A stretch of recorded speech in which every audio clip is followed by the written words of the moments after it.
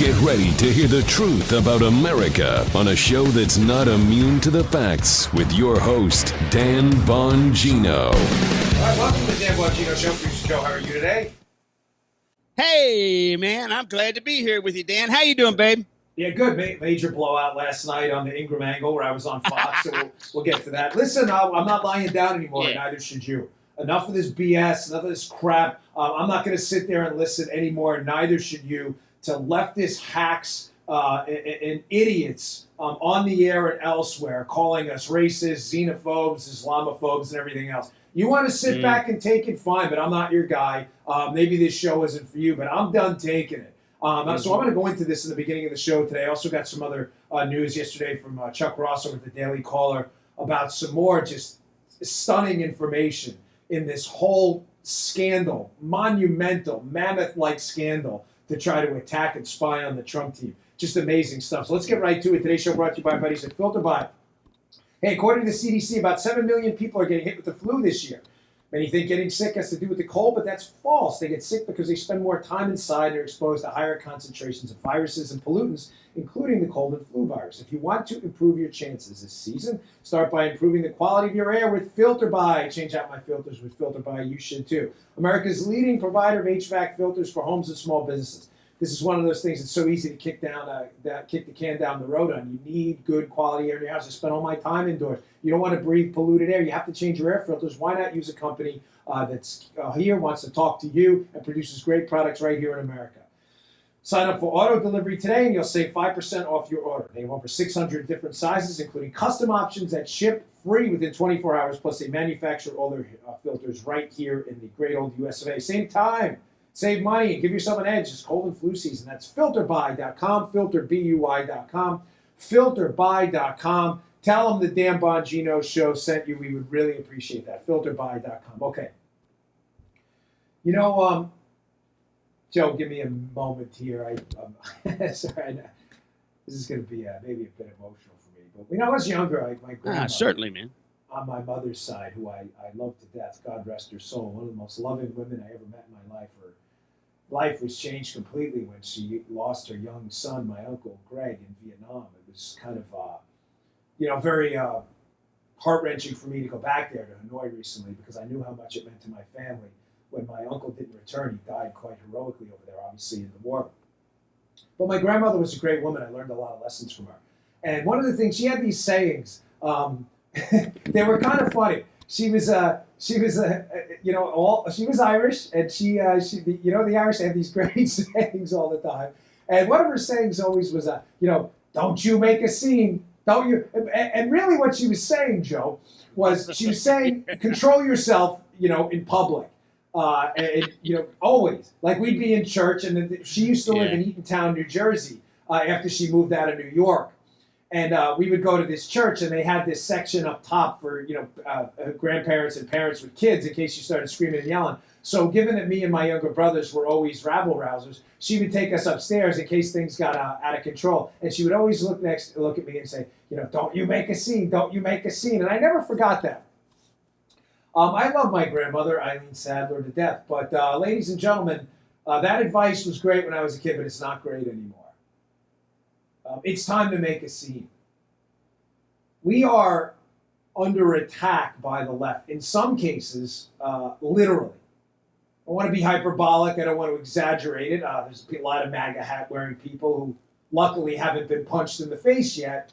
But the incidents of this happening and aggressive violence towards Trump supporters, aggressive confrontation of Trump supporters, the character defamation, ritual character defamation of Trump supporters is entirely out of control, Joe, and I'm worried what the end point of this is.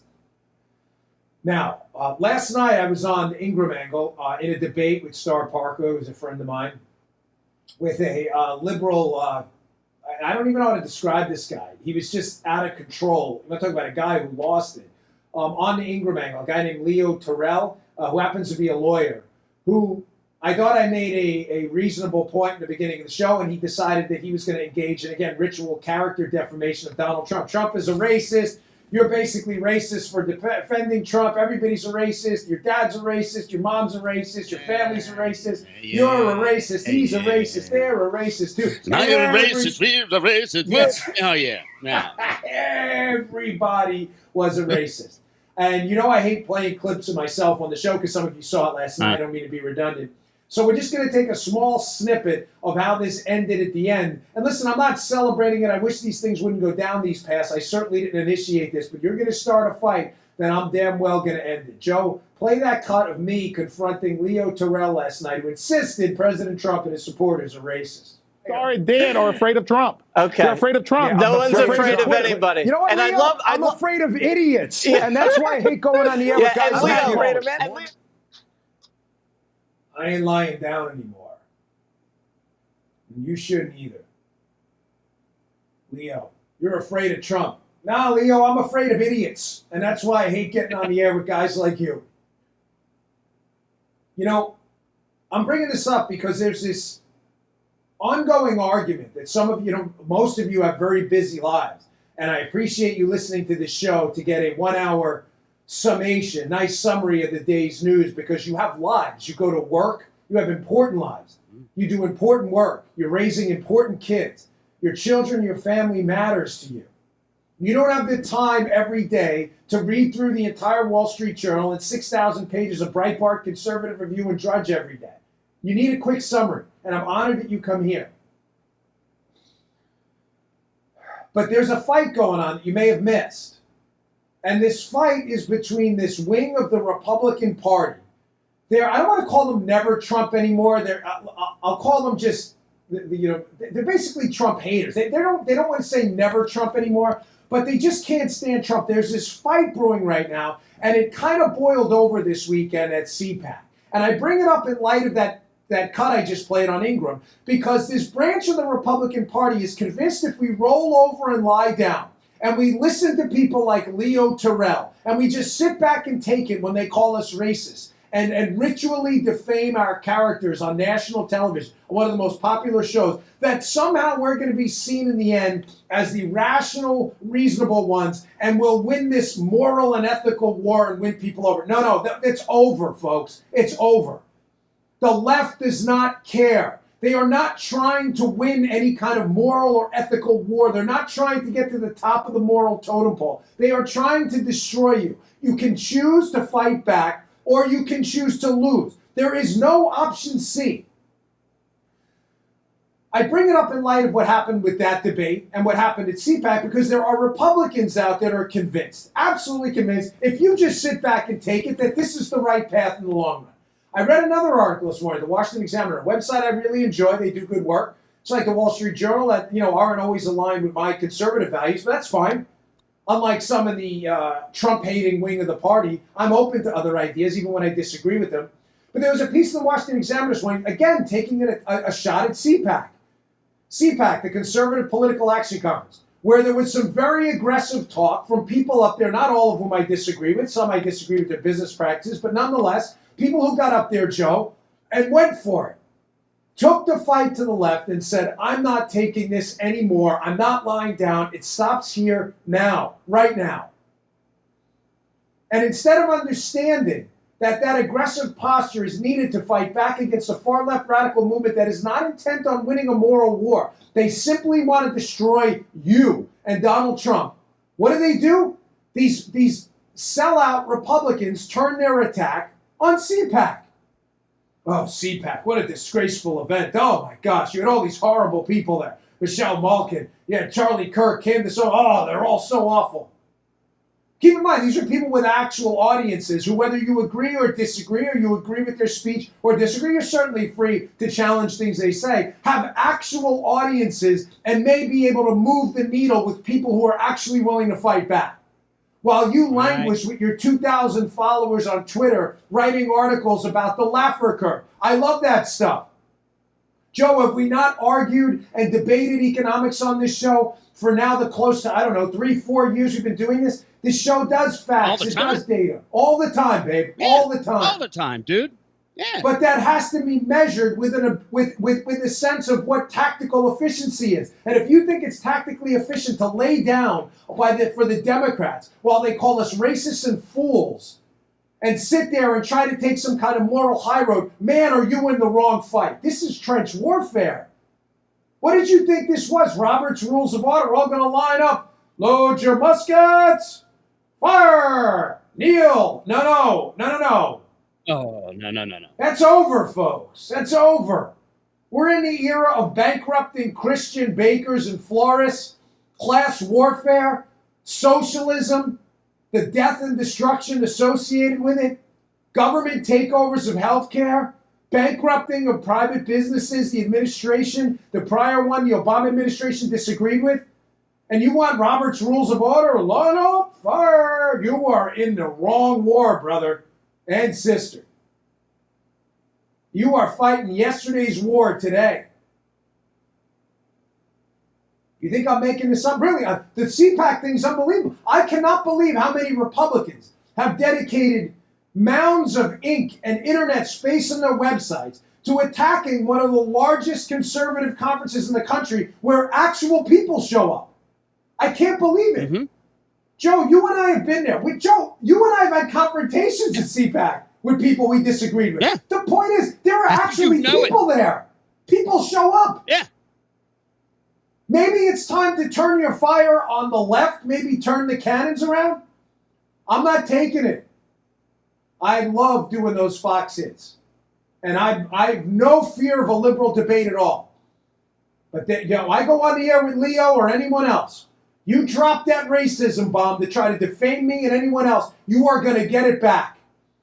You're afraid of Trump's Twitter. No, I'm afraid of idiots. And that guy is a lead member, is a colonel in the idiot brigade. Trump's a racist. There is no evidence of that at all. You just want the headline. That's all you want. It's disgusting. Now, you think Daniel? Yeah. There's a lot of listeners, me included, brother, that have been waiting to hear this come out of your mouth, for a long time. A long time. Joe, I was and thank you for standing up, and thank you for saying it. Yes, sir. It matters. I mean, last night, I was tired, but I wasn't, I wanted to do the hit. I didn't have to do it. Fox doesn't obligate you to do any, within reason, to do anything. If you want to say no, you can. The hit, the appearance. I don't mean to talk in industry jargon. But I wanted to do the appearance, even though I knew Leo would be on there and I knew Leo was a bomb thrower. But I've got to tell you, like 20 seconds into that thing, when I saw where he was going, I made a conscious decision. I'm not doing this. And I'll tell you folks, I'd rather be on my own, doing my thing, knowing that the base of people out there who understand this is guerrilla warfare now and are looking for fighters. I would rather get your pat on the back in the local diner that I go in there than to have all the Republican Trump-hating intelligentsia who think they're smarter than the rest of us celebrate me in their stupid articles. I don't want it. I don't care. I told my wife exactly that last night. Believe me, it hurts. I don't pretend to have a thick skin. I don't. It hurts. It doesn't feel good when the thinking class, and believe me, I'm using that term as a pejorative here, of the Republican Party who have failed us for decades, when the thinking class attacks you in their pieces. Oh, he's unserious. Really? I was protecting presidents and cracking international fraud rings with the Secret Service linked to terrorism while you were fetching coffee for your bosses, at the Weekly Standard. Hard pass on your opinion, jackass. It stinks when they write about you, but I mean this when I tell you this. The fact that the listeners to my show, when I see you, I get a handshake from you and a wink and a nod at the gym. When you look at me on that elliptical machine, you go, thanks. That means more to me than the pages of the Weekly Standard or whatever other Trump-hating bulwark, whatever nonsense magazine that writes, oh my gosh, these guys, I don't know what they're doing in the movie. You know what we're doing in the movie? We're winning. I'm not lying down anymore. And I want to celebrate a couple other people who aren't lying down either. I heard a story yesterday about Perry High School in Arizona. Couple teenagers, Joe, showed up wearing MAGA hats with a Trump flag to celebrate some kind of a celebration of America Day. You would think celebrating the American president on some celebration of America Day would be accepted in a high school in Arizona. Well, of course it wasn't. The principal thought it would be a good idea to throw them out of the school. So the parents, taking the "we're not lying down" approach anymore. And again, I love my grandmother, but her "don't make a scene." No, you make a scene. Now you make a scene every single time. And my grandmother was a fighter. That's not what she meant by "don't make a scene." If she was alive right now, she'd be telling me, "You damn well make a scene." Those parents didn't take it, Joe. That "don't make a scene" nonsense went out the window. They showed up at that school, whipped out their cell phone cameras, confronted that principal and administrator, and said, "Why was my kid tossed out of school for wearing this MAGA hat?" And watch him stutter and stammer through it. You do that every time. You make a scene. You call everybody. You tweet about it. You call the local press. You tweet the president. You tweet Don Jr. Anyone else who will highlight your story. You humiliate and embarrass these people because that's exactly what they did to you. Take Robert's Rules of Order and throw it in your fireplace. This is guerrilla war now. They want to fight with disgusting tactics, humiliating your kid for wearing a hat that says "Make America Great Again." You show up at that school and you make them infamous. Send it to me. If it's good, I'll put it out on my Twitter. No problem at all. And I want to give a big hat tip to those parents in Arizona who refused to lie down. You could have said, "Oh, we're not going to make a scene here." No, you make a scene. You fight back. I'm with you. Joe's with you. The listeners are with you. This is not the standard kneel, fight, shoot, reload. No. They're in a different war against us. And keep in mind, folks, any day the radical left wants to return to civility, we'll welcome that with open arms. I don't choose this. I don't relish this. I hate this. And you should too. This is not the America I wanted to be a part of, where I'm not free to practice my Christianity, free to spend my money on my family without the threat of being put out of business, being deplatformed by a radical left that's ripping people away from their livelihoods. I didn't choose this. You didn't either. I didn't choose a place where my kid wears a MAGA hat to school and they get thrown out. You chose this. When you want to return to civility, I will welcome you with open arms. But until then, make no mistake, I absolutely understand the war you're fighting, and my eyes are open. I heard another story. Some lady thought it would be a brilliant idea to rip the MAGA hat off a guy and semi-assault this dude. Her name was Rosianne Santos. Well, that guy with the MAGA hat did the right thing. You never lay your hands on a woman. So what did he do? He called the cops. Well, our friend Rosianne Santos, and I use that term loosely, apparently was in the country illegally. He's looking at potential deportation. Sorry. Too bad. So sad. That's what the cops are there for. Don't get into a fight. Don't. You'll be sued. It's not worth it. Defend yourself. I'm not asking. Someone punches you in the face like that maniac on Berkeley. Don't sit there and take it. But someone rips a hat off your head, folks, you call the cops. Oh, I don't want to call. No, you make a scene. No, you make a scene. That's your property. Someone steals it, you call the cops, they get the bracelets and they go to jail. You make a scene. I don't want to make a scene. No, you do. Old Rosianne wasn't quite thinking that through when she ripped the hat off the guy's head. The guy in Berkeley who punched that kid in the face.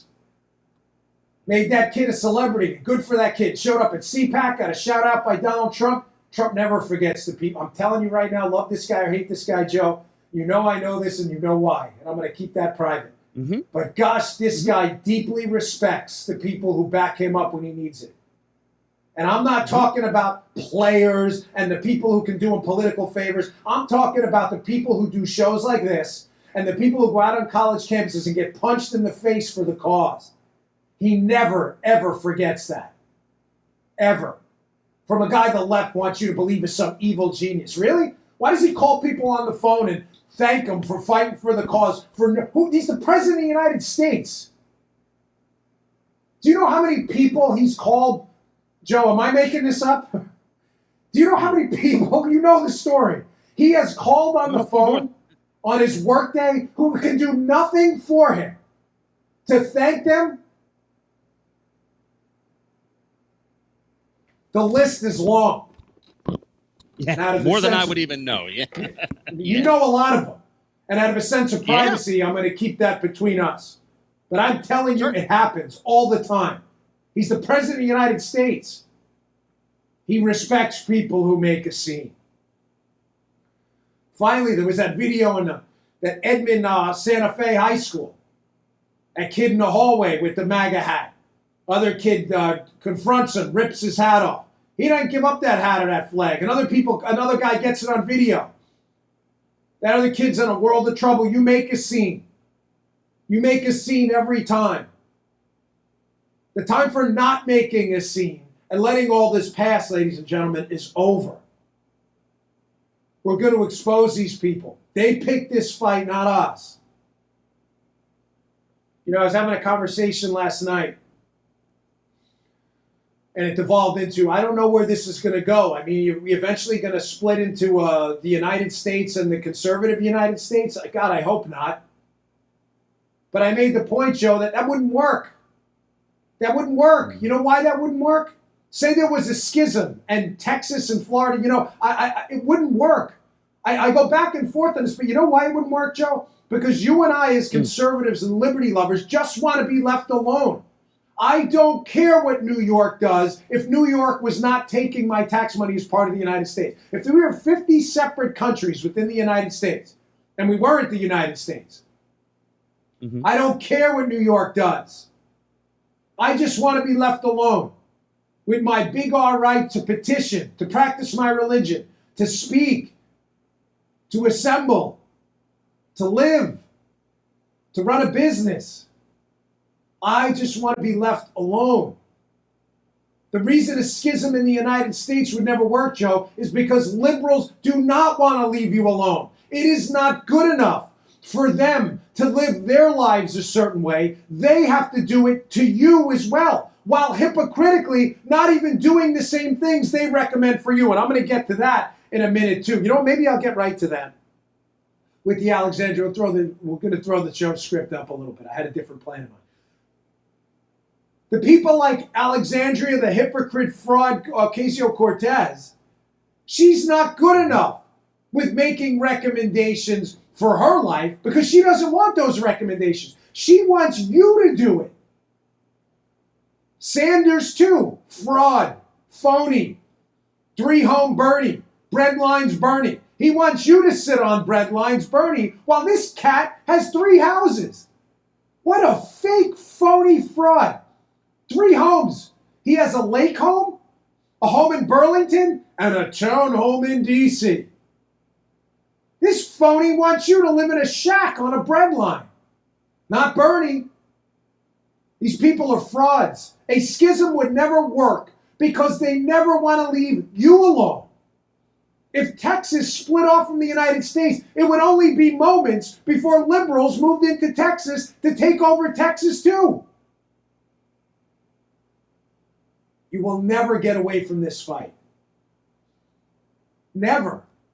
Because they cannot leave you alone. They will never leave you alone. The entire essence of liberalism is about encroaching on your money, your business, your health care, your kids' education, everything. We leave them alone. They will never, ever leave us alone. Ladies and gentlemen, make a scene everywhere. The time for not making a scene is over. And I wish the anti-CPAC, Trump haters, and all of these people, just lie down and take it. The slimy, sellout GOP class would wake up and recognize the fight we're in. I agree with you. The world would be a better place if our discourse was more civil. But we didn't choose this. The left chose this. You understand they're fighting us with boxing gloves soaked in tar and nails. And you want us to do what? Put on 20-ounce gloves that are like pillows to fight back? While pleading to the ref to get involved? The ref, and the media in this case, who's a sellout to the left already? Do you understand the fight we're in? Have you lost your perspective? All right. I want to move on to Ocasio-Cortez because, again, this is important stuff.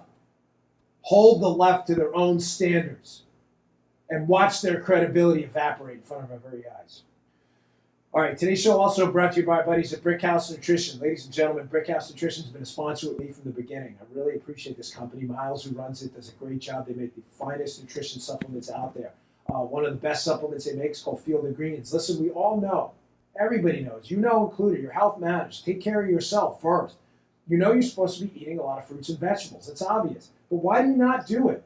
Well, the answers are obvious. I know, because when I was younger, I didn't eat a lot of fruits and vegetables either.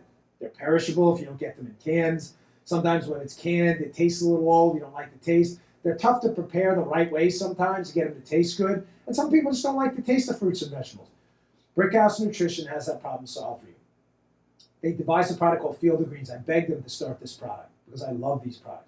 I said, listen, I love these fruit and vegetable powders, but a lot of them are garbage. They're extract. They don't taste good. Miles said, I'm on it. He went and sought out his doctor buddy, who's one of his nutrition supplements and nutrition consultants, and they put together Field of Greens, which is a mixture and combination of some of the finest, cleanest, healthiest fruits and vegetables out there, ground up into a powder. You put it in water, you put it in juice, put it in your protein shakes, whatever you want. You take a couple of scoops a day, and your cognitive abilities, your immune system, we know fruits and vegetables. We know that's better for all of us, your physical health. It is your fruit and vegetable insurance every single day. It tastes delicious. I love it. Folks, it is worth your time. Please give it a shot. Go to brickhousenutrition.com/Dan. That's brickhousenutrition.com/Dan.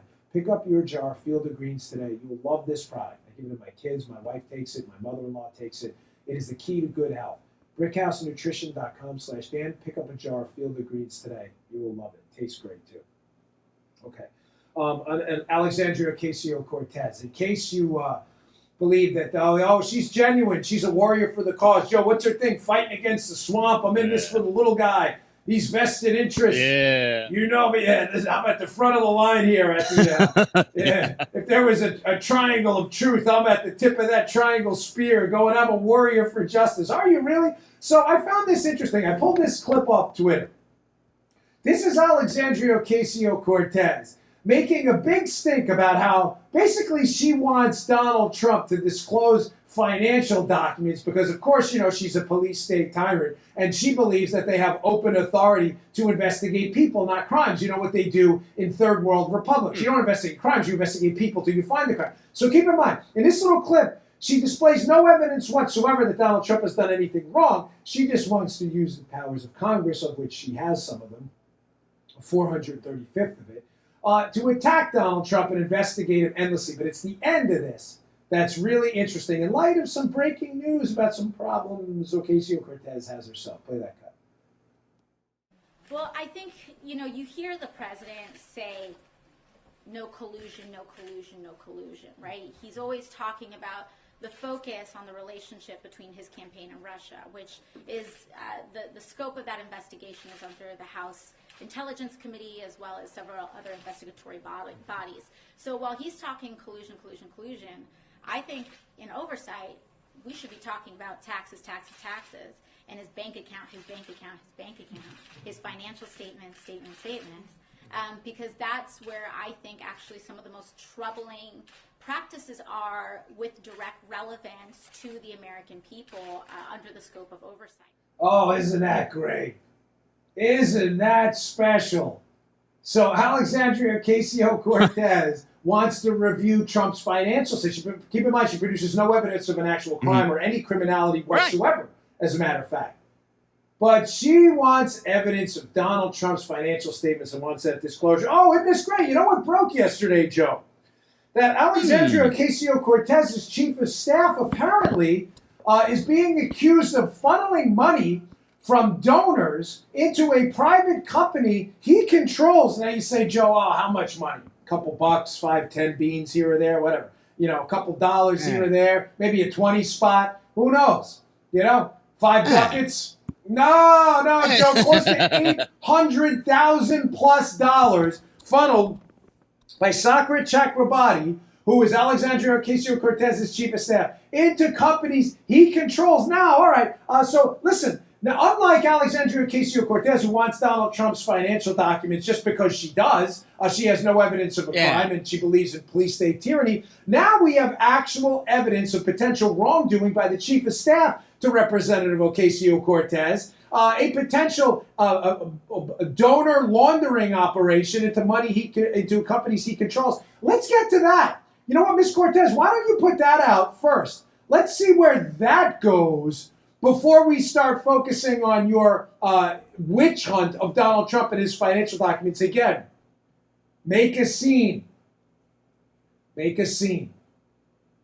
They want to attempt to expose Donald Trump for financial documents with no allegation of wrongdoing. Well, let's play that game too. Miss AOC, I'd like to see the records on that. I want to see where that money came from, where it went, what it was spent on. Oh, it gets better, Joe. That's not it with, that's not it with Representative Ocasio-Cortez. She's got another problem, too. Article in the Washington Examiner today. It's all in my show notes today. Please check it out. By the way, that clip of me on with Leo Tyrell, I have at the show notes today, an article by BizPac Review that wrote it up. So check that out, too. Miss Cortez has another problem, Joe. So remember when she came out last week and we attacked this, where she said, listen, I'm going to pay my staff a living wage of $52,000. She's not paying them anything. The taxpayers are. And I'm not going to pay any of my staff more than $80,000. Income inequality for everyone. Yeah, well, that's really cute. Because as some people who do congressional oversight from the outside and monitor potential corruption, they notice something interesting about the number. The $80,000 salary ceiling she set for her staff. Let me read to you from the Washington Examiner, Joe.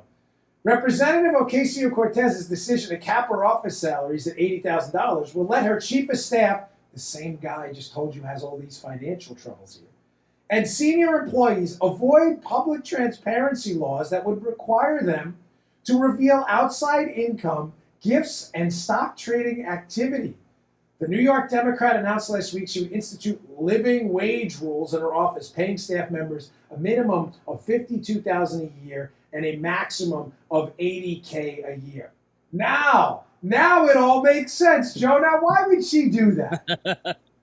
Because when you pay these people, including her chief of staff, who now apparently has these allegations of some kind of donor money laundering surfacing around him, if he gets paid $80,000 a year or less, Joe, he doesn't have to reveal a lot of his payment documents to the public. Wow, isn't that convenient? Gosh, Miss Cortez, she's such an outsider. Warrior against the swamp. Despite the fact the swamp's revenge here is her actually being forced to live by her own rules. We need to disclose Donald Trump's financial documents. But if I pay my staff less than $80,000, you won't get to see their financial documents, while allegations are swirling that their finances are a mess and they may have been laundering donor money into companies they own personally. How about that? How about that? Yeah. We need that. I was holding it, baby. Yeah, the Dr. Phil. How about that? How about that? This week in baseball, but how about that? Yeah, Total, that's a good one, yeah. complete frauds. So one, her chief of staff is credibly being accused of some serious malfeasance with donor money. Sounds awfully swampy to me. Secondly, I'm not going to pay them more than $80,000. Wow, that conveniently hides all their paperwork. Amazing how that works out. And one final AOC story. Make a scene. Hold them all to account. AOC's mom, I don't know her first name. I think it begins with a B. So BOC. Apparently somebody did some interview with her. And they found out she moved to Florida to escape the sky-high taxes in New York. So again, this is one of those things. What's good for thee is not good for me or my family. I'm not making this up, Joe.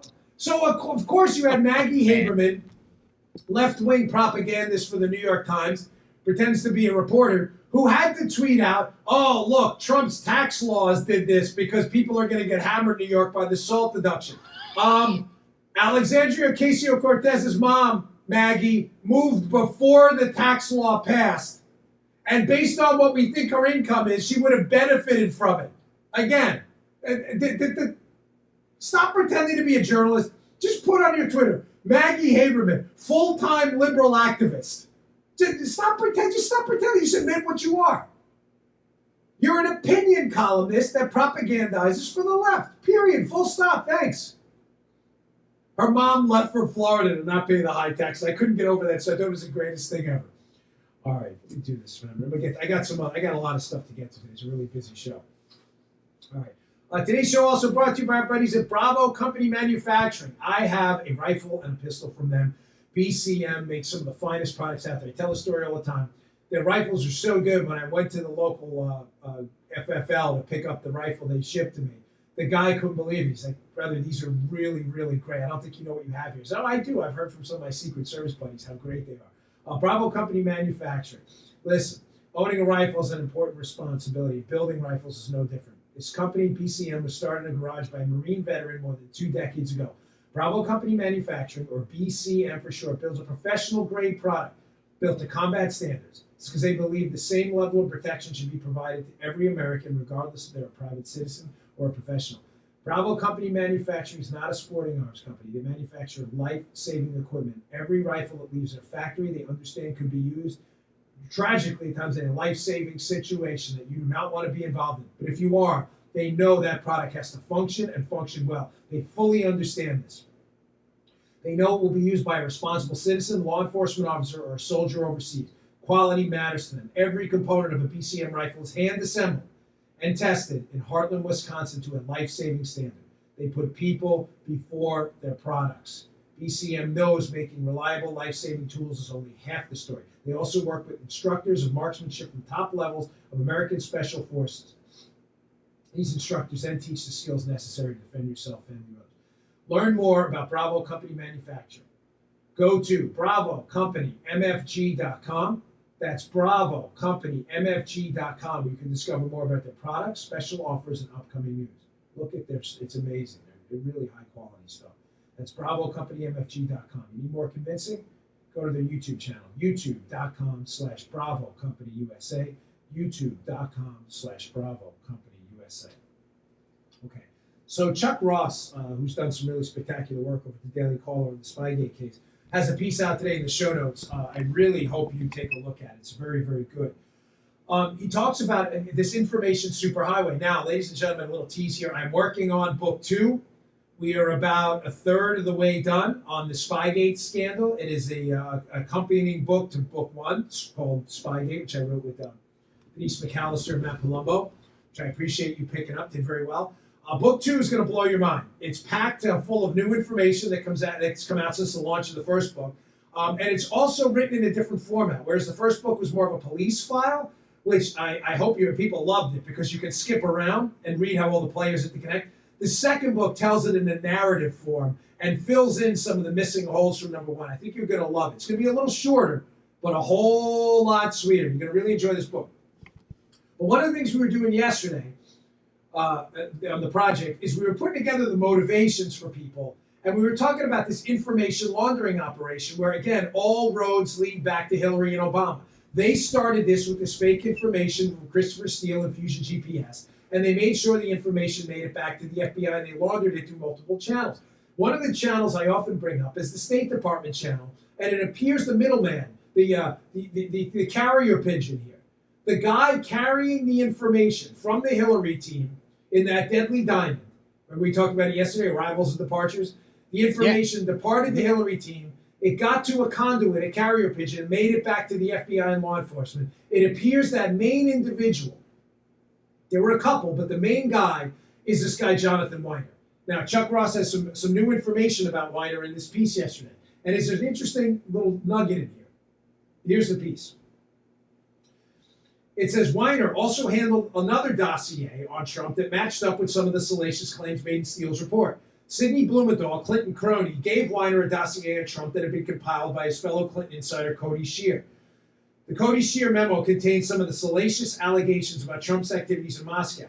Weiner has acknowledged that he gave Shear a memo to Steele, who in turn provided the FBI. Now, you may say, what about this is new? Now we know, according to Chuck Ross's pieces yesterday, not only was Christopher Steele, talking to Jonathan Weiner at the State Department, but Weiner was simultaneously being contacted by Christopher Simpson of Fusion GPS, who Steele worked for, in an effort to set this thing up. Another meeting, folks. In other words, Simpson would not let this go. This guy is being paid by the Clinton team to traffic this information, and he absolutely wouldn't let it go. So there's two key takeaways from this. Number one, when we're putting together the book, Spygate 2, the sequel here, we haven't titled it yet, but I keep talking about motivations. And one of the key elements of a debunked conspiracy theory is an easy answer, Joe, right? We've said this a lot. If you're blaming it on whatever, the space aliens or whatever it may be, and that's your simple tie-up, the Martians did it, you're probably wrong, and there's a reason for that.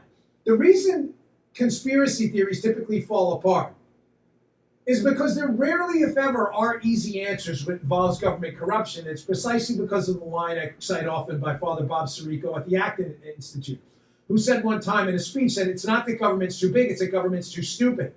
And he's right.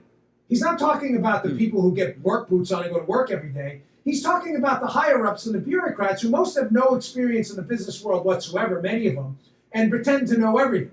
They're not smart enough to coordinate a huge conspiracy. And in that, they have conflicting motivations. So one of the points of Book 2 is to make the point that there is no easy tie-up to the conspiracy to take down the Trump team, but we can easily go through all the players and describe their possible motivations for being a part of the spy operation on the Trump team. One of them is Weiner. Mm-hmm. Jonathan Weiner at the State Department, ladies and gentlemen, is intimately connected to a network of personal contacts with the Clinton administration, the Bill Clinton presidency, and Hillary Clinton herself, obviously. But also, what's Weiner's role at the State Department, Joe? Weiner's deeply connected to Libya. Libya was a major flashpoint in the Obama administration because of the debacle in Benghazi when we lost 4 American patriots to a terror attack. The Obama administration, disingenuously and lying about it, blamed on a video. Of course Weiner had a role, along with Victoria Nuland in the State Department, who had drafted a lot of the talking points for the Benghazi debacle. Of course they had a role in making sure none of this came out. Was it the sole reason? No, they probably hated Donald Trump too. But everybody had a motivation for making sure Hillary was elected president. None of this stuff ever came to light. But secondly, this is fascinating. Continuing, Chuck Ross ends the piece. The State Department has previously declined comment on Weiner's activities. He is now a senior advisor to APCO Worldwide, a global public relations firm. Wow, where have we heard that before? APCO. Again, Miss Gilfeather from 5th grade, God rest her soul. She said, put your thinking caps on. Where did we hear APCO? So Jonathan Weiner, who is a carrier pigeon in the State Department for debunked, discredited dossier information, now we believe from Simpson as well as Christopher Steele, from Glenn Simpson too. That's the new information that Simpson tried to contact him. Where have we heard APCO? APCO, ladies and gentlemen, was a lobby firm that was working on behalf of some of the companies, lobbying on behalf of some of the Russian-tied companies that were trying to purchase our uranium and did so in the Uranium One deal. APCO was trying to make that happen. APCO also worked on behalf of the Clinton Foundation pro bono. In other words, gratis, for free. Why would they do that? While at the same time lobbying for the Russians. Now, to be fair to APCO, APCO's claims that these business units were separate and nothing to do with one another. Fine. I put their defense out there. I'm just telling you, it's interesting in the Trump case where Ms. Cortez just said basically where there's smoke, there's fire, but there's no smoke or no fire. But here there's a whole lot of smoke and a whole lot of fire with APCO and Weiner.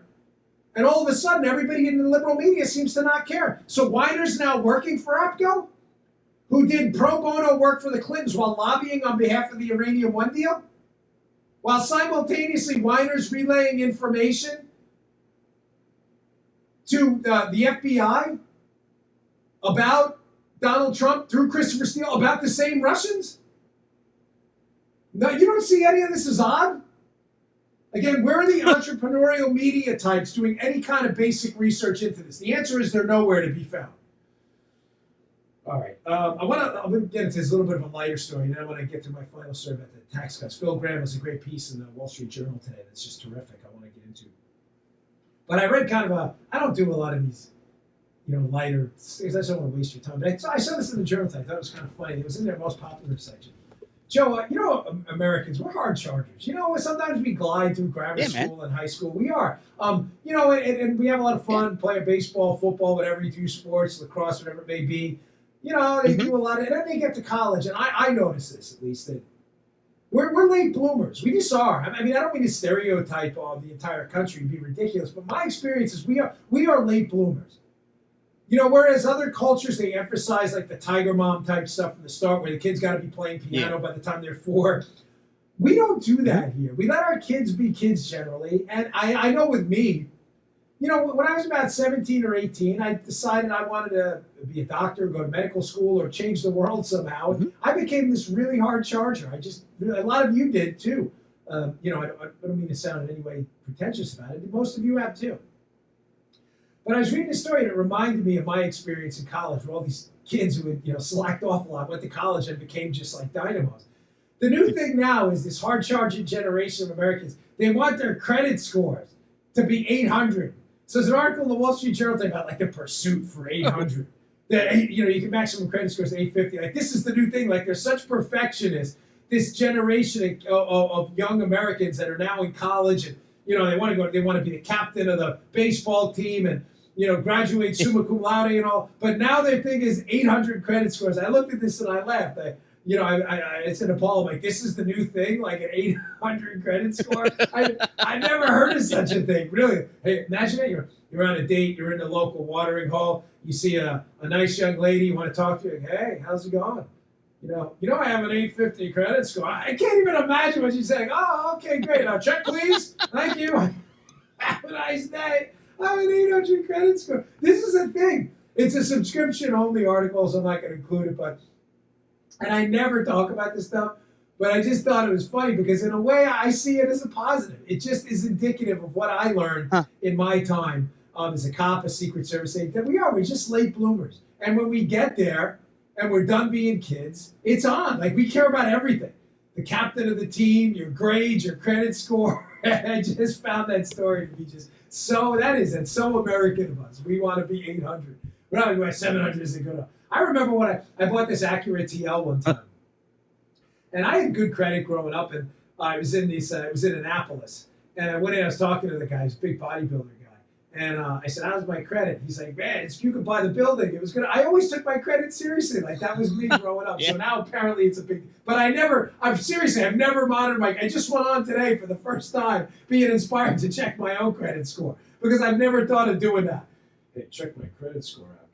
Yeah, that was the last thing I was interested in at that time. Right, exactly. I was I was the opposite of you. Yeah. All right, so this is a serious article. So I read this other one in the Journal today. Phil Graham, great op-ed in the Wall Street Journal today, talking about how the tax cuts have been an unequivocal. Basically, you'd have to be an idiot to ignore the positive effects of the Trump tax cut plan. But not only that, ladies and gentlemen, that's a simple talking point. Yeah, the tax cuts worked. Okay, why? It's not just that he writes that they worked. He contrasts it with some of the tax hikes in the Obama administration. And he puts out some numbers I think you'll find pretty fascinating. I know I did. So keep in mind what we're doing here. The lead of the story is the Obama tax hikes. He hiked the income tax rates versus the Trump tax cuts. And I just want to talk about the growth rates. I want to talk about, in this, how it impacted tax revenue. Because the liberal talking point is we need more tax revenue, so we should hike taxes. Okay, so let's talk about what actually happened when Obama hiked taxes, and let's use the actual facts and data. From the piece, Joe. Today's changes in economic growth overwhelm the direct effects of policy changes. After President Obama raised income taxes in 2013, they expected, Joe, to collect an extra $650 billion over 10 years. So let's be clear here. Obama hikes taxes. The Obama administration expected a windfall of $650 billion additional tax dollars due to their tax hike over 10 years. The CBO, Joe, had predicted annual growth would average 3.7% through 2016 after those tax hikes. Well, a fair question now that those tax hikes are over and that period of time is over to 2016 would be, well, what actually happened? Did we raise the actual revenue over that 10-year, which hasn't closed yet, obviously, but we're ways through it? And did we meet those growth targets? Here we go. When the actual growth rate through 2014 through 2016 was 40% lower than predicted, Joe, the CBO revised its revenue estimate down by an astonishing $3.1 trillion. 4.7 times the amount the tax increase was supposed to collect. So let's get this straight. Again, liberals, I know facts and data are hard. I get it. I know you've taken the vaccine against facts at an early age. But the Obama tax hikes, they predicted a $650 billion windfall. Due to the decreased growth from those tax hikes and that money coming out of the economy, they have now revised the estimate to the point where they think they're going to lose $3.1 trillion, which is nearly 5 times the amount it was supposed to collect. Joe, I bring this up always with you on the line because you live in Maryland still. You were there when I was there. Remember when Governor O'Malley, liberal Democrat, instituted the millionaire's tax? Remember that one? Oh, yeah, Daddy. And they said, oh, it's going to raise $100 million plus in taxes. What did it actually do, Joe? People fled Maryland in droves. The thing wound up losing almost twice the amount it was supposed to raise. Remember that? Come back! Yeah, they were begging these Marylanders to come back. They all moved to Pennsylvania. It was awful. It was awful. Virginia. This actually happened. And this is what's so frustrating about liberals. It's like the facts never get in the way of their stupid arguments. The CBO, it goes on, also cut its growth estimate for 2016 by $524 billion. That's $6,475 of GDP for every family of 4 in America. Now, one more paragraph here. Conversely, when economic growth in 2018, the Trump era, came in higher than the 2% the CBO had predicted in the previous year, this windfall added $4,740 of GDP for every family of 4 and prompted the CBO to increase its federal revenue projections for the next decade by $1.2 trillion. Folks, again, don't let this get in the way of your silly liberal arguments. But do you see what I'm getting at here? The tax hikes under the Obama administration projected to raise money cost the government, based on the updated projections, up to 5 times the amount it was supposed to raise, while the tax cuts by Trump actually generated revenue. They generated revenue because it put more money in people's pockets, who promptly went out and did what? Spent it on their businesses. They're a barber, they bought new scissors. The scissor company then had to buy more steel. The steel company then had to buy more iron ore. The iron ore company had to pay a miner. The miner then had to go out and buy stuff to feed his family. At every level of production, all of those people earning more revenue because the money was in their pocket, not the government's, paid income taxes, paid state taxes, paid local taxes, paid sales taxes. Economic activity generates taxes by the very nature of the taxing of the economic activity. You don't need to increase the rates. You need to increase, Joe, the activity. This is not hard. Now, fair analysis, when you look at the Laffer curve, which are named after Art Laffer, which ironically I opened up the show with saying, you know, this is unfortunately, because you may say, Dan, you're saying people argue the Laffer curve don't want to fight back. No, I'm saying you can fight back. But you should also base it in facts and data. But the facts and data shouldn't overcome your tactical responsibility to understand what a guerrilla war is going on in politics. But the Laffer curve, yes, a 0 tax rate is going to mean 0 money. But a 100% tax rate is going to mean 0 money too. How's that? You're taxing everything at 100%. Because all you're going to do is tax it once and no one's ever going to work again. There is a sweet spot, folks. That sweet spot we know over time is about 18 to 20% of GDP. That is where people understand they have to fund the constitutional roles of government. But see anything above that, generally, based on Hauser's law, as a confiscation of their money and assets, and you see a slowdown in economic activity. Listen, I'm just giving you the numbers. If the numbers offend you, I'm really sorry. But those are, in fact, the numbers. All right, let me wrap this up. Listen, I appreciate your listenership, your viewership. We've been putting these shows on YouTube, even though we had a little snafu today. We will put this show on YouTube. I don't care, even if we had a little technical snafu. It's youtube.com/Dan Bongino. But I just want to reiterate in closing, folks, it's time to make a scene out there. I mean it. The left isn't kidding around anymore. The party of John F. Kennedy is dead. That Democrat Party, those are now basically moderate Republicans. The radical leftists have taken over the party. It's time to fight back. Don't take it anymore. There's no more lying down. Don't let anybody impugn your character or try to defame you. Don't let them do it on TV. Don't let them do it at dinner. And I'll leave you with this final note. I got an email a while ago, maybe like 3-4 years ago. I don't remember if it was I was running for office or the podcast. Forgive me, I don't remember the details. But a guy said to me, and I'm reminded of him because I got a tweet saying the same thing last night, or someone tweeted to me. He said, "Listen, Dan, I've got a bunch of friends, and I don't want to lose my friends because of politics, folks. I'm sorry. I can't accept that. I've lost a ton of friends. Some I still have. There are friends I still have who worked, in the Obama administration with me. We have political disagreements. We're still friends. I'm friends with a lot of people on Fox who are liberal. But if you're going to lose a friend because they have some kind of policy disagreement with you, they weren't friends in the first place. And remember this. You're worried about losing your friends. Are you worried about losing your country? Because it's happening right now in front of your very eyes. No more lying down, folks. Every opportunity you can, you go out and make a scene. You go cause a ruckus. Remember that dance show we did? It's not the first guy to get up and dance. It's the second guy to join him. Be that guy. You watch someone out there getting into it, and someone, you back them up. And remember, they're the violent ones, not us. They seek aggressive confrontation, not us. But fight back. Make a scene. It matters, folks.